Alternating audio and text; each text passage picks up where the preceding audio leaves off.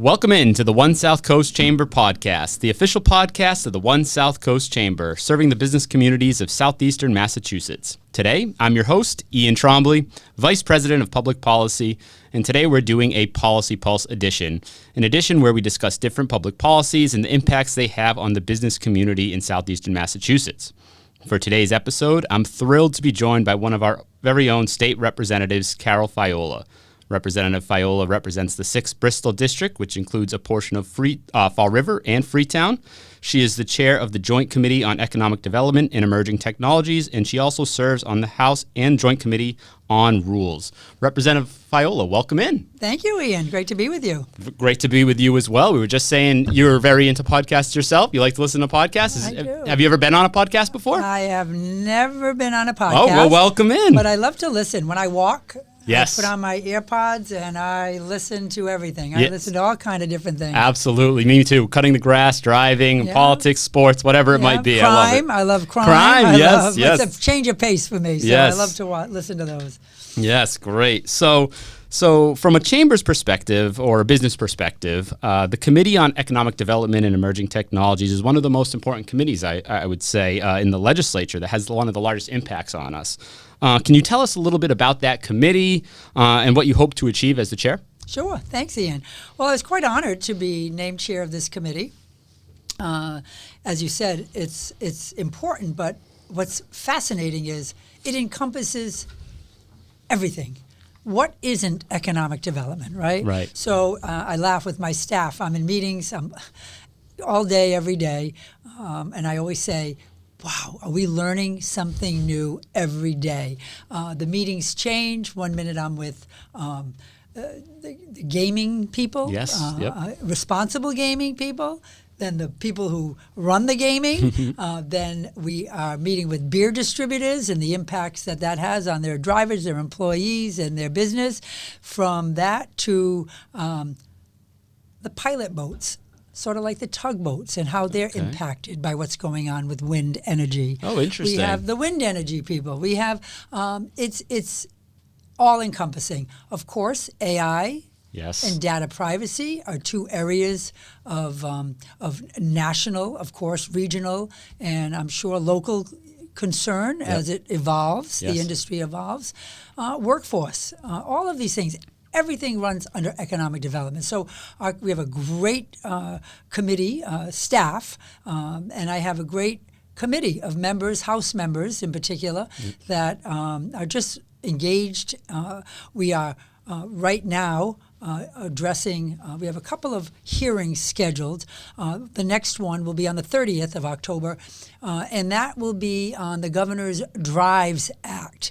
The governor had filed a bill in the summer, late summer, in response to the federal cutback of research funds Okay. for the Commonwealth. Yes. And we are number 2 in the country for this industry, for research, Yep. jobs.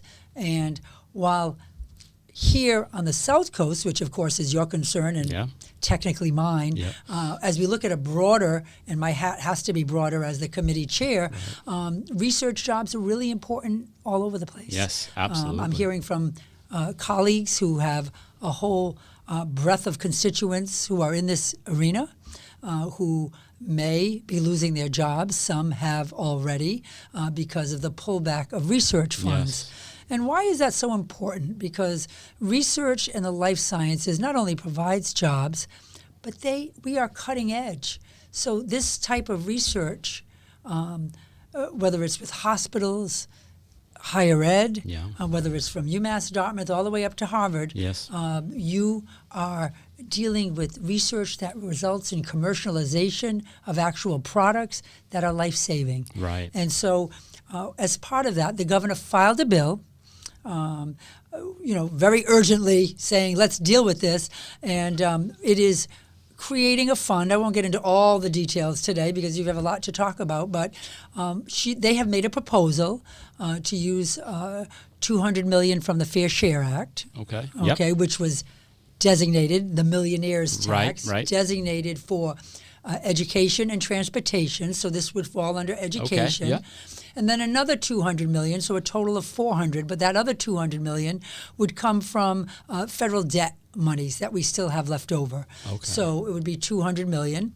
And then it does a number of other things language-wise. Yeah. And it would set up a group, a committee to review proposals for which research should be refunded. Interesting. A lot of questions on this. We have the hearing. I had a briefing in my office last week with my committee members to kind of go over what questions they had today before the hearing. Yeah. But the hearing will be an opportunity for us to hear from the administration. The governor will be there.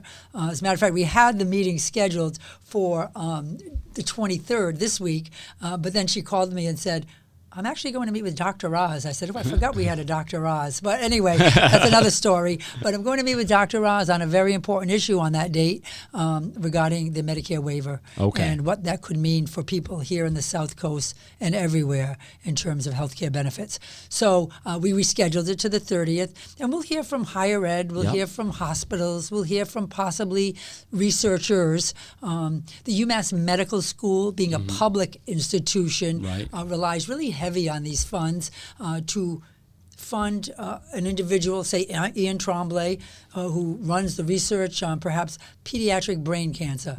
And there's a long pipeline for this research.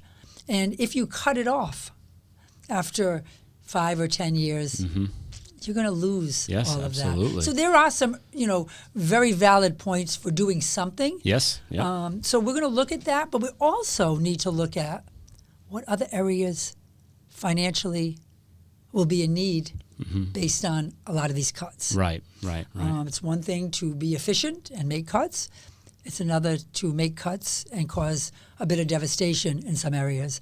And that's what we're evaluating right now. Yeah, absolutely. Well, going back to the research and development, I'm thrilled to hear that the One South Coast Chamber actually joined a nationwide coalition of chambers to kind of help advocate on the federal level for that funding, because it has such an impact on the business community, in ways that people don't see, like you said, healthcare and education, and it goes on and on and on. So I'm thrilled to hear that you guys are going to be taking a look at that. We're going to look at it, and like any bill, no bill ends up exactly the way it's filed, but it's really important, and that topic, and we're going to be dealing with gaming. You're talking about in our committee. We have iGaming. Of course, we have casino gaming, right? I believe since 2011. So we have the bricks and mortar casinos. Of course, down here, people think of the Tiverton Casino. That is not a benefit to Massachusetts. It may be to some of the individuals who go. But we have Encore, and we have MGM up in Springfield. We have Plainridge. So we have gaming. I know that some of the Native American gaming just opened up a bunch of slots in Taunton. And I think now they're up to 200 slots. Oh, wow. Yeah, that was kind of a quiet growth there. So we can talk about that another time in more detail. But so we have casino gaming. Then we launched sports betting. And sports betting, of course, has been going on for generations and infinity. But usually that's been through a bookie or somebody like that. This is legalized sports betting, and we have that here in Massachusetts. You do it right on your phone and or your computer, but they do it on their phone. So now what's been filed is iGaming. And I have concerns. Personal concerns about what that means and how that is affecting or will affect, in particular, young men. I've heard a lot of personal stories, a lot of anecdotes, but it is considered a next frontier, perhaps. So we're going to look closely at that. We have a hearing on November 13th on iGaming bills. Oh, interesting. Yeah, it's more than just a revenue producer, right? There's a lot more complexities when it comes to gambling and sports gambling and all of that. So it's great that you guys are taking that seriously and looking at it.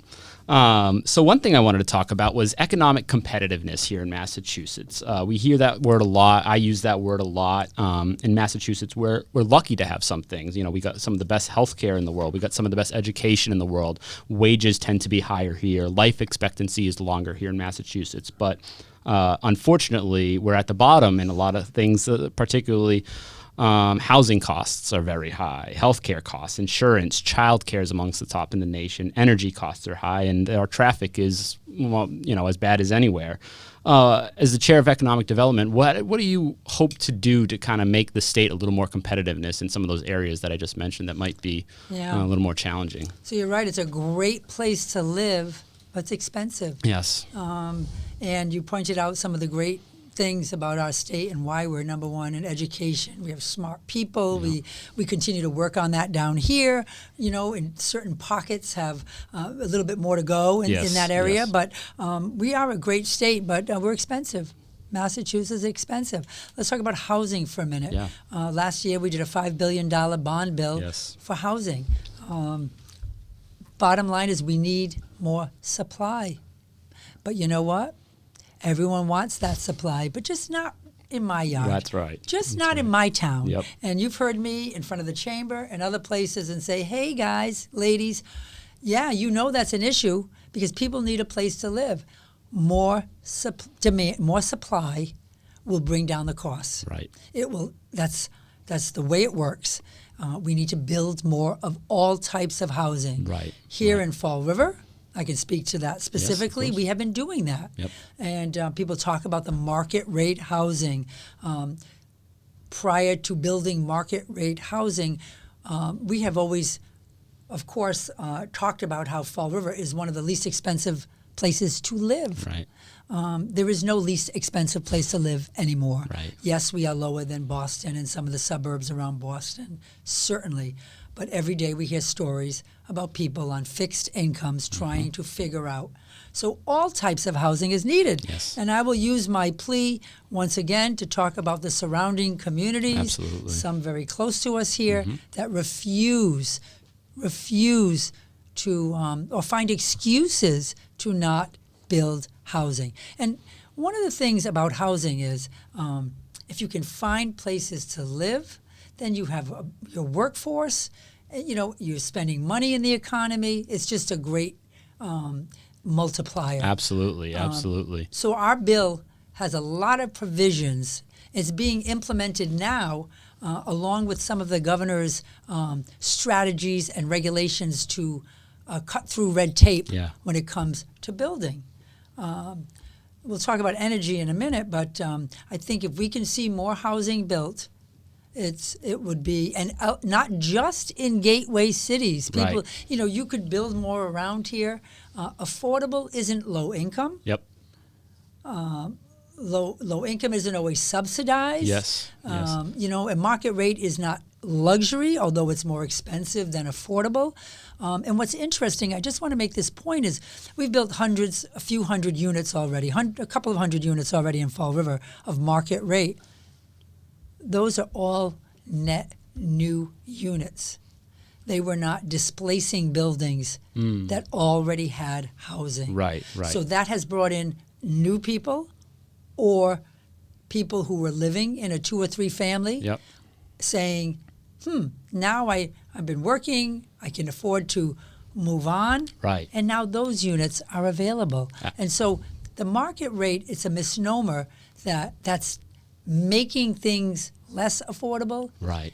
The market rate has emerged in Fall River at the same time inflation and prices and all of that has been going up. Yes. So it is a form of relief. We need more. Yes, absolutely. And the Chamber has actually started the South Coast Workforce Housing Coalition to advocate exactly, it was like I wrote that script for you. It's actually, we're advocating for, like you said, all housing. There's this common thing, we need more affordable housing or low income housing or whatever it might be. No, we need there's a logjam in every level of an individual's life, whether you're buying your first home or trying to upgrade with a family or you're, trying to downgrade, you're an empty nester and people just aren't making moves because of the lack of availability. So I'm glad to hear that that's top of mind because so the point of our coalition as our real mission is to hopefully go to particularly some of these towns outside of the cities to help advocate and bring a new perspective from the business community. This is impacting employers. It's impacting their ability to get employees who can live in the areas they work. So we're hoping we can help move the needle on this housing discussion a little bit. You know, we've also done the ADU by right. Yes, that's an exciting. Interesting. There have been a number of applications here in Fall River. Oh, yeah. And it's a way to it'll generate some tax revenue for the cities and towns. Yep. They've already had it in many towns in Massachusetts for just the purpose of, hey, you grow up, you move on, your mom or dad or someone's still living in the house, and it's too much for them. Yep. So the idea was, okay, let's build something small. There's specific requirements and some local requirements, but build something small and maybe let your parents live there, and then you can buy or take over their property. Right. So it really is an interesting concept. Yes. People are nervous about it. I get it. But, you know, in a city like Fall River or even New Bedford, of course, with South Coast, you know, those are our gateway cities here, there are people who have multifamily homes and are pushing the envelope from, you know, they don't have inspections, so they build an illegal apartment in their building. Yep. You know, God forbid, should there be a problem, a fire, something. But this is a way for them to bring in the officials and say, we want to add a unit. And they'll tell you what you need to do. Yeah. And by right, if you've got the space a little bit, you could build something. Yeah, absolutely. It's a great way to build wealth, too. Absolutely. You mentioned energy. Do you want to talk about energy costs at all? So you're right. Energy, healthcare. So we're in an interesting part of the country. Yes. In terms of a pipeline. That's part of our problem with the gas. Climate is a conversation people want to have or don't want to have, but we all know change is coming. We've seen that. We've seen the energy issues. So we've all tried to respond to that. Gas prices are expensive here. Yeah. I think we're the second in the country for cost of heating and electric. Right. We have now been stalled on wind energy. Yep. Let's face it. Yep. No, that's Everything's at a stop. People are actually looking to reuse any of the facilities, in particular in New Bedford, that have been built, ready to be used. And now we don't know whether that will be 4 more years, 7 more years, 8, 10 more years. There are some projects that are almost ready to go and can bring on a lot more energy, wind energy, and electrify houses here in the South Coast, which will be helpful. And we're in an extremely interesting period of time because by right, the energy companies can go in for an increase every 10 years. So in a perfect storm, for example, in Fall River and Somerset and the surrounding area has Liberty Utilities for gas. Yes. They have put in for their rate increase, and we have been opposing that. It's a huge rate increase. It could be $80 a month extra in the cost of people, and the lower income non-heat users are going to carry a big burden on that. Yep. So we're lobbying DPU, but so is the governor. So is the Attorney General. And so we're scrutinizing that increase. And so I can feel very comfortable that thanks to the great outpouring of citizens. They really came out in Fall River the other day. I was there. There were 100 people, 100 and some people, and a lot of people. You know how social media is. We don't even have. That's a topic in of itself one day. But that doesn't make a difference. Yes, it does. Yes, it does. And I firmly believe it will have made a difference by the time DPU explores their mandate now between now and April is to explore the request. What does that mean? And part of that request has been to upgrade and at a premium the pipes. Yes. Do you remember we had a big, in Lawrence in 2014, there was explosion. People died. And there was an outcry by the public to make sure we replace all the pipes. Some, whether you needed them or not. So we allow them to go in and do that. So that's why you see a lot of the roads being dug up. But that comes with a price. And who pays that price? The ratepayer. That's right. So we're looking, right now there's a bill. The governor filed one. The House is examining that bill very closely right now. Chair Cusack's on it. And I think there are some things we can do short term and long term to give some relief to the ratepayers. But he's diving in deeply. That's how it works. The Yep. committee gets a bill. Right. We don't all dive in until there's a product to look at. Yeah, in do you the want to end. talk about that a little bit, actually, that process? People don't understand. It's really interesting. Almost 7,000 bills are filed each session. So at the beginning of a 2-year session, we file bills. There's Yep. a deadline you should file them by in January, but you can file them anytime. But that guarantees a flow through the 2-year cycle. Okay. The clerk of the House bills assigns them to committees. Okay. So committee chairs are assigned, and then the clerk looks at the bill and his staff and says this one should go to economic development, this one should go to higher ed, this one should go to TUE, telecommunications, energy and utilities, whatever it might be, child and family services. They assign the bills. Then that committee and their staff get to work reviewing all the bills in their committee and setting up a hearing schedule. Okay. While they're doing that, you spend an awful lot of time looking at the bills. What can I learn? What don't I know about this bill? Because you can file a bill about anything, and sometimes people file a bill, but it needs more meat on the bones, Yep. or it has severe consequences for something else. Yep. So we look at it really carefully, and then sometimes we'll call in the sponsor of that bill. I'll say, Rep. Ian, come Yep. on in. Okay. What's your thought here? Is there a lot of support? What's your opposition? What do you know? Yeah. So we try to get a feel for what's happening with that bill. Okay. What is really the impact on the Commonwealth? What is it going to cost us? Can we afford it? Right. What is it going to help with? So we look at all these bills, and then we have a hearing. We alert the sponsor of the bills to when the hearing is, Yep. and they and any of the advocates or opponents come in and weigh in.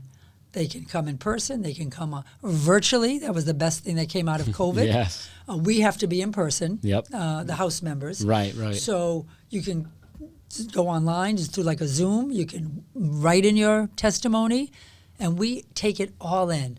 And then we have myriad of meetings behind the scenes. I do a lot of posting about Yes. where I am and where Oh, I you go. do, yes. But what I don't do is talk about all the reading we do and evaluating. And so then we look at the bill. Do we need to rewrite it a little bit? Do we need to tweak it so that Okay. it really does reflect the intent? Okay. Or do we need to rewrite it to take into consideration those objections? And so when someone comes to me, as happens often when I'm out at an event, they say, do you believe this bill is going to do X, Y, Z? And I go, I don't even know that bill yet because it's in another committee. Right. I don't know 7,000 bills. I know the ones in my committee Yep. or the ones related to economic development that we pay close attention Right. to, or the bills I file Yes. that are in other committees. So they'll say, did you know? I say, no, I don't, because we haven't gotten it yet. But I will, don't be alarmed. When the bill comes up, you weigh in. Yep. Believe me, if it sounds crazy, it probably is a little crazy. Right. And so we'll take that into consideration. But a lot of people think just because the bill is filed, and some media sources like to, there's a bill that does this, and then of course it opens the floodgate. Yes. You can do bills by request. So if you ask me to file a bill that says, you shouldn't wear shoes on Tuesdays or whatever, Okay.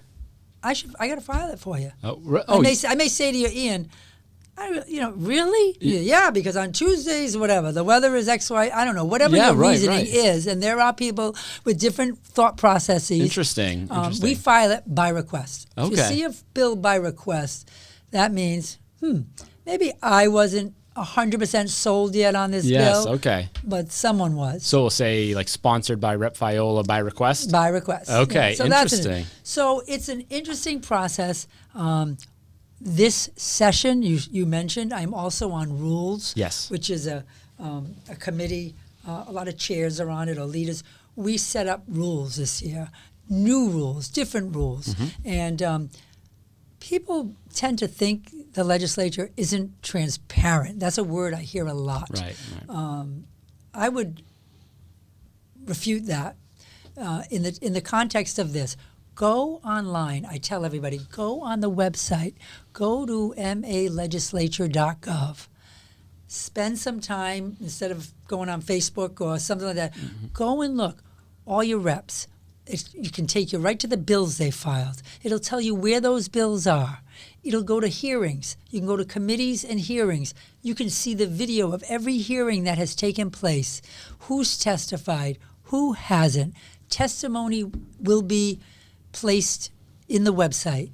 We actually have an award-winning legislative website. Not that anybody cares about that, but it's because it's important, thorough. Yeah. So people can find things out if they want. Yeah, you just have to be an active participant, right? That's right. And do your own research. And I have heard that anecdote about the legislature, and part of me thinks, well, we've elected you and hired you to do what you think is right on our behalf, and sometimes that can yield if we put our trust in you to do the right thing, even if it is a little less transparent at times, that might yield the best outcome and the right outcome, versus sometimes you see grandstanding and all this other stuff going on at the, whether particularly the federal level, right? And then you end up with a government shutdown versus compromising like you guys do at the state level. We do. We have a great bipartisan working relationship in Boston. Most of the the minority committee are friends, know them, we work with them. Do I sign on to their bills? No, I don't sign on to a lot of bills because I'm in a position now that I don't want to, I want to be certain what I'm signing on to. I don't sign on to everything as a leader, but we have a great working relationship. I am on the board of directors of the Women's Caucus in the legislature. We are 63 women in the legislature. Wow. We, interesting fact, I like to, this was our 50th anniversary this year. We had a lot of celebrations of the Women's Caucus. And do you know, in the course of the legislature, the Massachusetts legislature, there have been about 283 women who have served in the whole history. In the whole entire history of the legislature. Do you know how many men have served? Oh, I don't. Over 20,000. Wow. So we have a ways to go. Yep. I just bring that up as a point of reference. So I serve on the board, and there's so many groups, caucuses, special groups that get together. Our group gets together and says, what are the bills in the legislature right now that are for families? And so we try to advocate for those. Interesting. Okay. So those, and we go and meet.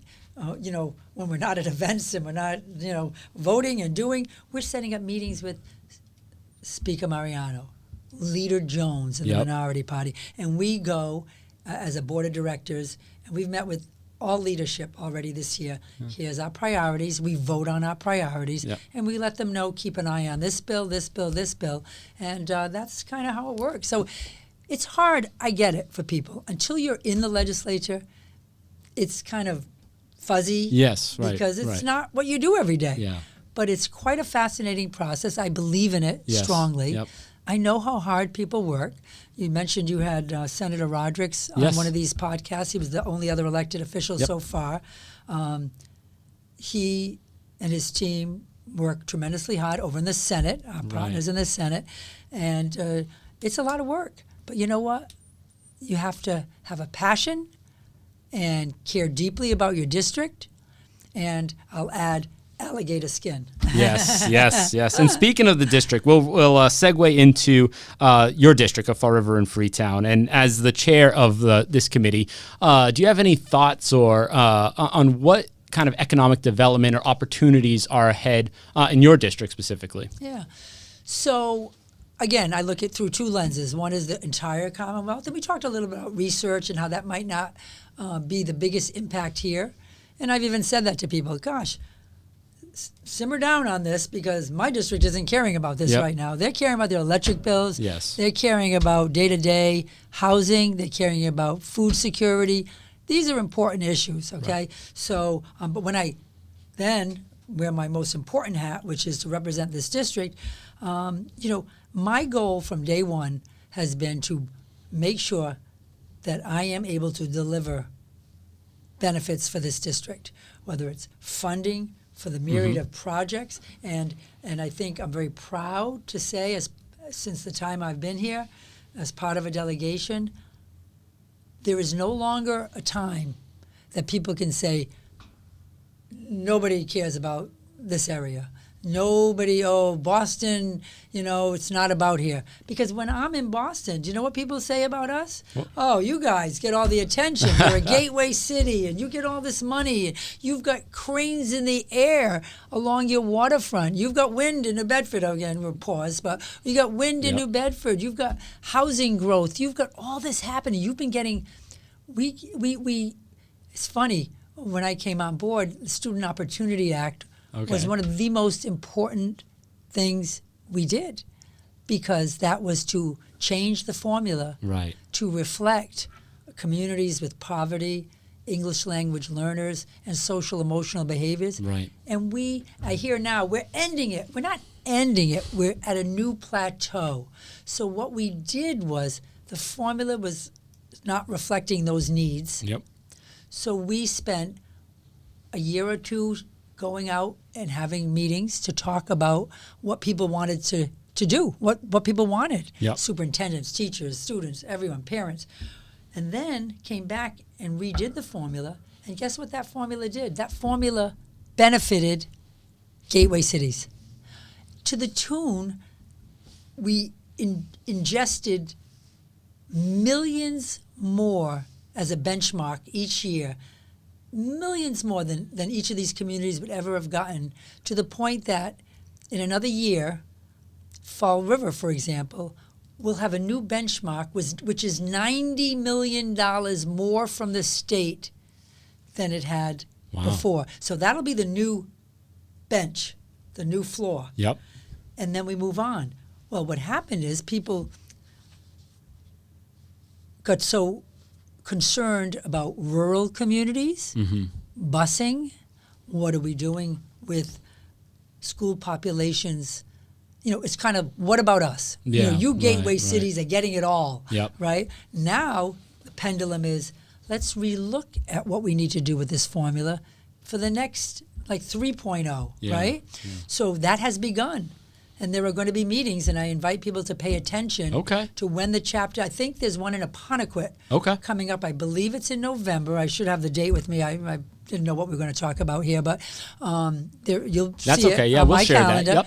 And people should weigh in. Yeah. And for our gateway cities, I know the number one concern right now is the formula doesn't allow for net school spending to include bus transportation. Okay. But in Fall River, and I can speak to Fall River, Right. it's my district, that the city has to pick up that cost. And also picks up the cost when we throw in $90 million more, the city's got to pick up a little bit. Yes. And yes, that's only right. Yep. It's only fair. We're giving you 90% of your money. Yeah, you got to kick in a little bit. Yeah. But now you also have to pay for your transportation. And some people would say, well, I walked to school in the snow, and I did. Uphill both ways, yeah. And I did. I walked down to Morton, down the hill in the snow and the rain. It's a different world today. Yeah, right. And so we bus a lot of our students. Yep. And so there's a cost. And it costs the city. It doesn't come out of the school budget. Right. So that's an issue we want to correct. Okay. Our mayor would like us to correct it yesterday. Sure. Yeah. And so would, I'm sure, the city council. But it's a process. Yep. So we're embarking on that process. What do we want to see? Just last week, the mayor and Jake Auchincloss, our congressman, toured TACO, a company probably over 100 years old. It was owners out of Rhode Island, prominent, good community citizens. They've been in Fall River, right in the center of the city, down near the old China Royal. They just had a 70,000 square foot expansion, quiet company, employing tons of people in the welding and engineering and good paying jobs. These are jobs, vocational type of jobs. Not everybody's going to have a college degree. Right. Not everyone needs the college degree to do that. So we've got to figure out what are the jobs our employers need and make sure the pipeline is educating them. Yes. Is it certificate programs? Right. Is it so what they've done, as other industries have, they've pivoted. They did welding for different industrial applications. Yeah. Do you know what they're welding for now? And they have a pipeline into the future. decades probably from now, is for data centers. Oh, and yeah, we'll So need their that. metal fabrication Yes. for data centers. Now, talk about an energy use. We started touching on energy. Right. We're going to need an upgraded grid. These are things Yes, people absolutely. get concerned about, but we should be. Yeah. 'Cause that's expensive to get a grid. Absolutely. So that's another story Yeah. for another day, and that's a whole podcast. But they pivoted their business. They have business forever. Yeah. And that's where they're at today. And people have to pivot. Yep. And so companies like that, they need trained workers. So we've got to make sure our vocational schools are not just turning out college grads. I'm Right. sorry, that's been part of the argument. Yep. We have tremendous vocational schools. They are marvelous to the point where when I was growing up, only the kids who were like, he can't go to Durfee, he's got to go to Diamond. Yeah. Diamond is now looked at as the gem, Yes. a gem. So is Durfee, but Diamond. So we've got to make sure that our vocational programs remain and grow to meet industry needs. Yes. And that's probably something that the Chamber absolutely into the future. Right. Because what the jobs are today are not going to be the jobs tomorrow. Right. This right. AI, it's going to change things. Absolutely. We've got to be training students to work in in the future economy, not the current one, right? That's right. So another topic, I don't want to spend too long on this because you've spent years on this topic, but South Coast Rail, Yes. it's up and running. You worked tirelessly to make sure it was here. You were on the very first ride. Do I remember? I was on Is the that- very the first very ride out of first Fall ride. River. What are your thoughts so far? Great. Listen, so nothing happens without growing pains, right? It was something people talked about for 30 years. So when it came, the reality isn't always as pretty, if you will, right? Yep. There's noise, there's traffic, or whatever it might be, Right. delays. And so we are now part of the MBTA. Yes. We are an MBTA community. Yep. And so we are going to live with the delays at times. People understand there'll be accidents, there'll be issues, and everything's a trickle down. Yes. I think it's running marvelously. Yeah. It's running well. You go through the parking lot, people are there, people are enjoying, they're taking their families to Boston for the day, go to the aquarium, Yeah. they're going to work. One of my aides is at Suffolk Law School. Yeah. She takes the train up and back, Yeah. 3 days a week. It's wonderful. In the beginning, there were a lot of issues of noise, that people had. I was able to bring down General Manager Eng and his Yes. team. We had a big meeting about it. Secretary Eng, Secretary, right? yeah, as right now. of Oh, geez, now. Secretary GM, Secretary and GM. Right. He's doing two jobs now. So he came down with his team. He's really a super genius. Like state government sometimes gets a bad rap. He's amazing. Yes. He really is. But anyway, he came down. They digested all the issues. Nothing moves fast enough for me. I love answers right away and press them on it. But they've been working on some more mitigation money. Yep. But you know what's happened? As they expected would happen, as happens in Milton and Somerville and Medford and everywhere else who've had train commuter rail, Right. you don't notice the noise. I know someone's going to hear this and go, oh, yes, I do. Yeah. But it's fast. It goes through. Is it new noise? Yes. Is it annoying? Sure. But it's over and you don't even notice it after a Right. while. And I don't want to speak for people, but the complaints have been less. Yes. Because people are adjusting. And we've talked about the layover station in Fall River. There's certain issues, right? You've got some issues in New Bedford. Yep. We've got ours. Taunton's hidden away, so it's a little less. Yep. I like the fact that we're right down on the waterfront. Yeah, absolutely. Yours is on the waterfront too in New Bedford. But I love that we're on the waterfront. That's bringing people down. When our construction is done, it's a great thing. So It is, yeah. South Coast Rail, I'm very happy. I know a lot of people still haven't ridden it. Yep. And I say, go and try it. Yeah. I Just- rode it on Friday. It was great. Did you? Yep. Go to Yeah, it Boston? was great. Yeah, it was wonderful. Just for fun or for? Oh no! We went to the Massachusetts Taxpayers Foundation had their annual tax policy conference. So I rode it up. I slept on the way in, worked on the way back. It was wonderful. Yeah, I've taken it home. People Yep. say, "Do you take it to the State House?" My meetings are at all different times, so I don't always. And I do Yeah. have the luxury. I park under the building, Yes, so I have yep. a benefit there. But I did one night. I had my aide take my car back, and I stayed Oh, late. nice, yeah. And I said, I'm going to be late. How can we do this? I said, perfect. I'm going to take the train. Yeah. And it was wonderful. It really is. It's a nice feature to have. It was great. And but going back to other things for Fall River, I think we're so lucky to have the healthcare institutions we have, and we've been supporting them in every way we can because we again don't realize how lucky we are.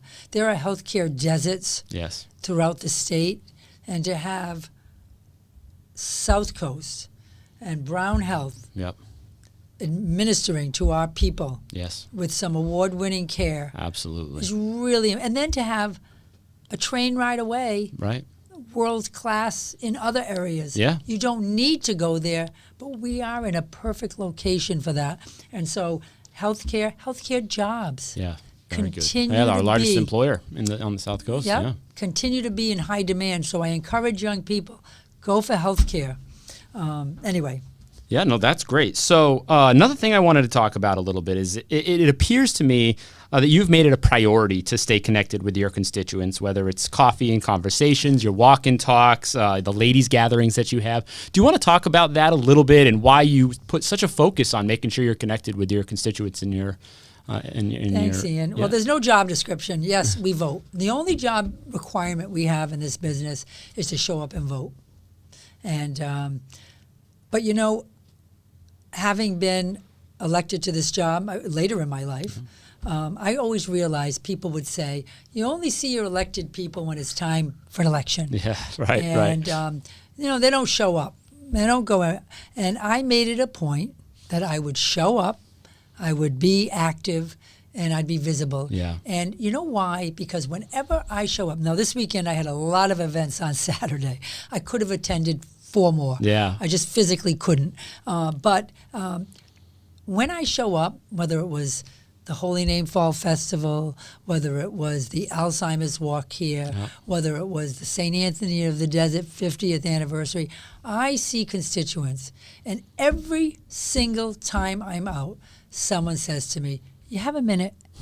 Because people don't want to always call you and make a big deal appointment, but they have something on their mind. They want to share a problem. They want to share some issue that they're having. And sometimes they're embarrassed. Sometimes they don't think it's something you can help them with.